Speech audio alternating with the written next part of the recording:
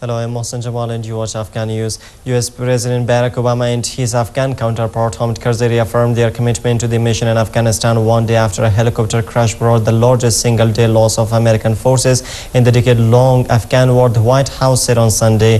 Obama received a call from Karzai, who reiterated his condolences for the tragic loss of 30 American service members late on Friday in Afghanistan, the White House said in a statement. Obama also expressed his condolences for the Afghans who died alongside American soldiers, it added.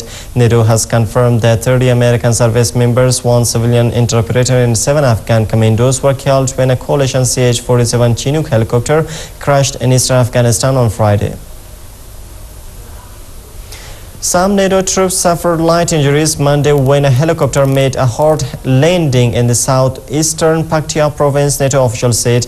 NATO said an investigation had been launched to determine what triggered the emergency landing just 2 days after insurgents shot down a different coalition helicopter, killing 30 US troops and 8 Afghans. The coalition said in a statement that initial reporting indicates there was no enemy activity in the area at the time of the incident, which happened in the Zurmat district of Paktia. Elsewhere, the police chief for Paktia and a spokesperson for the governor described the helicopter as a Chinook, saying that the incident was a crash landing and it happened during an offensive. Meanwhile, Taliban spokesman Zabihullah Mujahid claimed in a text message that the Islamist group had shot down the helicopter, another Chinook in the Zurmat district of Paktia, killing 33 American soldiers.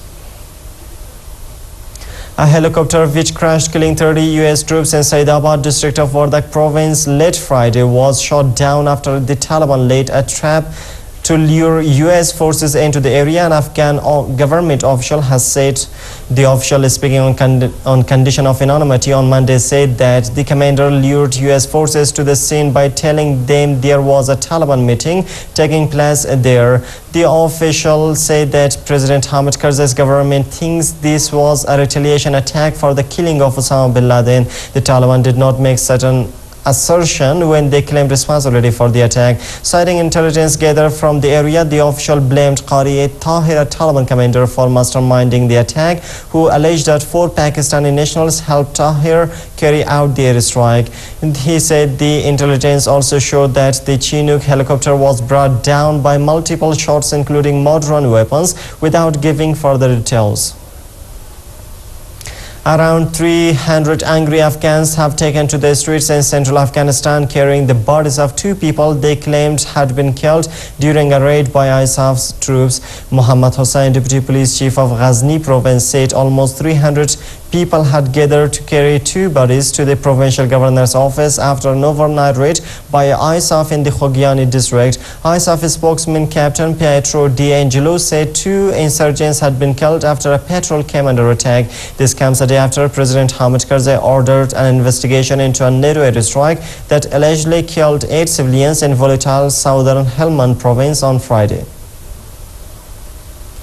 Efforts by NATO-led forces to recover the remains of a troop-carrying helicopter that crashed during a fight with the Taliban have been hampered by attacks in nearby areas. By Sunday evening, Afghan and American forces were engaged in clashes with fighters in the Tangijoy-Zarin area of Wardak province's Saidabad district, where the US Army Chinook helicopter was destroyed later on Friday, killing 30 US troops and 8 Afghans. NATO said in a statement there was no reporting to indicate any coalition casualties resulting from these engagements. Wardak provincial spokesman Shahidullah Shahid confirmed that the recovery mission was still underway despite the threats of more violence. More than 20 US Navy SEALs from the unit that killed Osama bin Laden were among those killed in the helicopter crash, though none of the victims were involved in that raid. Workers at a chemical plant in China are scrambling to protect the facility after waves from a powerful tropical storm breached coastal defenses, reports said. Tropical storm Muefa is barreling towards the northeastern province of Liaoning, where it was expected to make landfall later on Monday after being downgraded from a typhoon. According to reports, people living near the Fujianhua chemical plant in Dalian, a city in Liaoning, were being evacuated after the dike protecting it from the sea was breached on Monday morning. Soldiers and workers with forklift trucks were involved in the effort to prevent seawater from creating a split of toxic chemicals from the plant. Tens of thousands of people living along China's east coast were evacuated over the weekend as Muifa approached amid fears it would hit Shanghai, while Chinese airlines cancelled hundreds of flights and thousands of fishing boats were ordered to stay in port.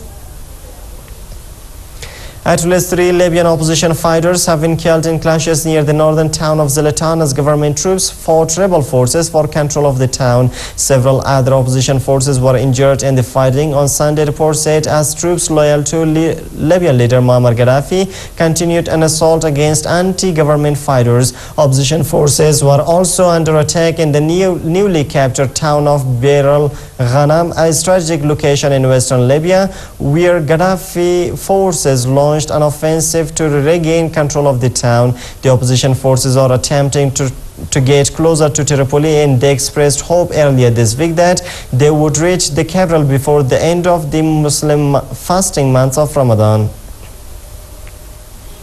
United Nations Chief Ban Ki-moon on Monday renewed his appeal to Syrian President Bashar al-Assad to stop the violence against civilians after reports of a new military crackdown just a day earlier. Ban is speaking to reporters in northeast Japan, said that he had delivered a strong message to Assad in a phone conversation on Saturday ahead of his report on Syria to the Security Council due on August 10th. King Abdullah, Saudi Arabia's king, in a written statement on Monday, also condemned a brutal crackdown on protesters in Syria, recalling the country's ambassador to Damascus and calling on the Syrian government to implement political reforms. Also on Sunday, the Gulf Cooperation Council urged Syria to end the bloodshed, while the 22-member Arab League said that it is alarmed by the situation in Syria and called for the immediate halt of all violence. Residents of a Syrian provincial capital, Deir ez-Zor, said government tanks stormed the city on Sunday, with activists saying that 50 people had been killed in the attack,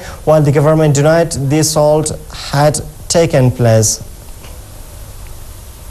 Groups of youths have attacked shops and damaged a police car in North London as police sent in reinforcements to prevent more rioting in the British capital. Scattered incidents broke out on Sunday evening in Enfield, north of Tottenham, which was hit by some of the worst riots seen in London for years on Saturday night after a protest over the fatal shooting of a man by armed police a few days earlier turned violent. Police Commander Christine Jones said the police had extra resources on duty across the capital on Sunday, adding that 26 of its officers were injured as rioters bombarded them with missiles and bottles, looted buildings including banks, shops and council offices, and torched 3 petrol cars near Tottenham police station. A total of 55 arrests were made, while Prime Minister David Cameron's office described the rioting as utterly unacceptable.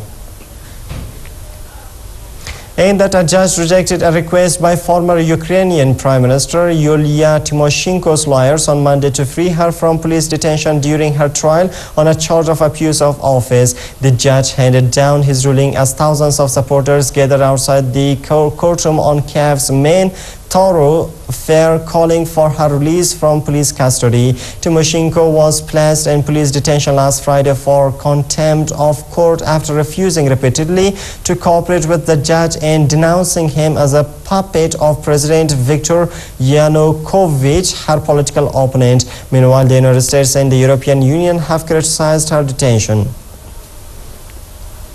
And that's all for now. Thanks for joining us.